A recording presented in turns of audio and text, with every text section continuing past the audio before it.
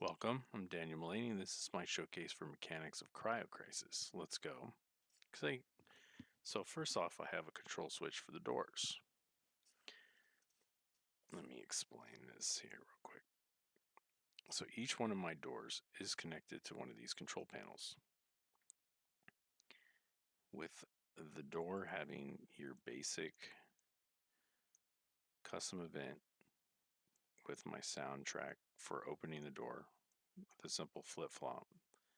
So the door can open in reverse and then set the relative location, which is pretty much going straight up into the ceiling.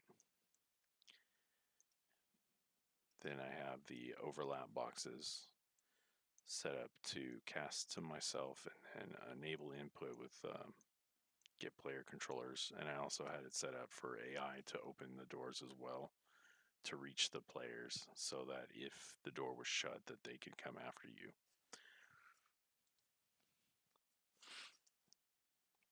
So each one of these controls a specific door, and it's coded to where this control panel will be coded as 1 and this door will be coded as 1.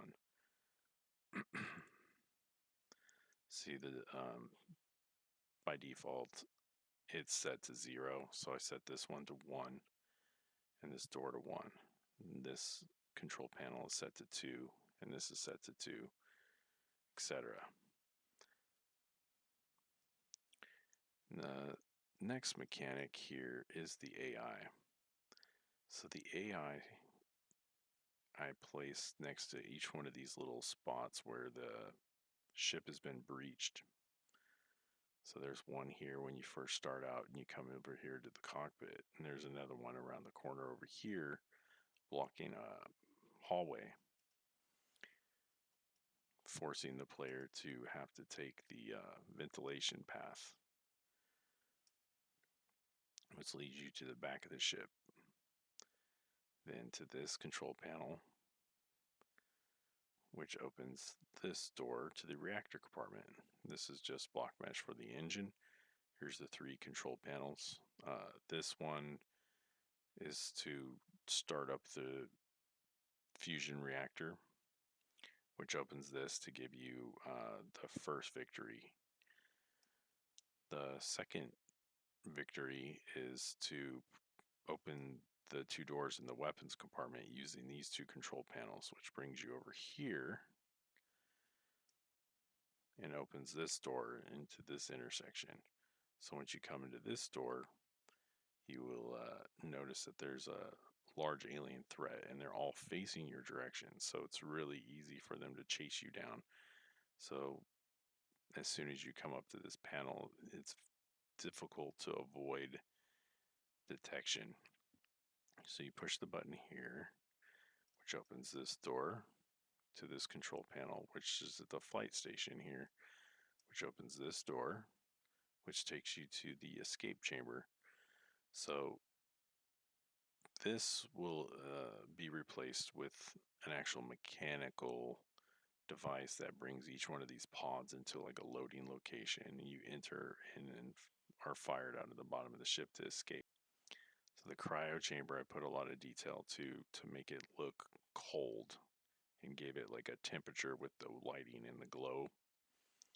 And the glass actually very difficult to work with as you have to get the lighting just right so that it doesn't mess up the roof. Okay, so player starts here, comes here, goes into the flight station, which is going to be here. So I will replace all of these with obvious aesthetics and like digital panels, and then I'll place a skybox out here where you can see the star. So I made it AI and named it Creepy. So in the AI here, so on C pawn, because they have pawn sensing ability, they are casted to you as the first person, and then sequence of can they see the enemy and is chasing, and then they move to you, and then do once, and then play the audio track, and then stop. So if they don't see you, it will branch to false with a delay, and then the music will fade out. And then this is their path that they travel. So get random reachable point radius.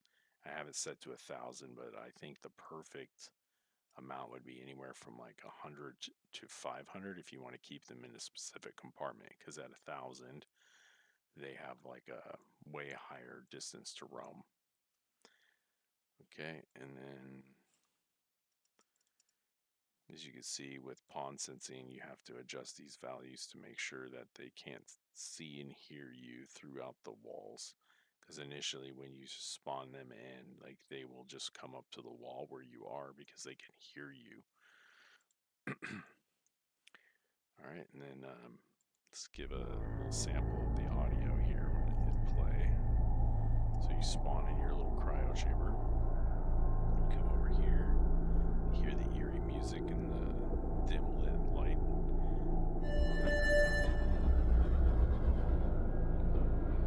I made it to where the door track is just perfect. Once they come into range, they make this little noise that's heard here. Sometimes they don't follow you, but once they do, they lock on. They'll continue to follow you. And if they can catch you, they spin you around and then jump on you. And then if the camera fades out, then it restarts the scenario.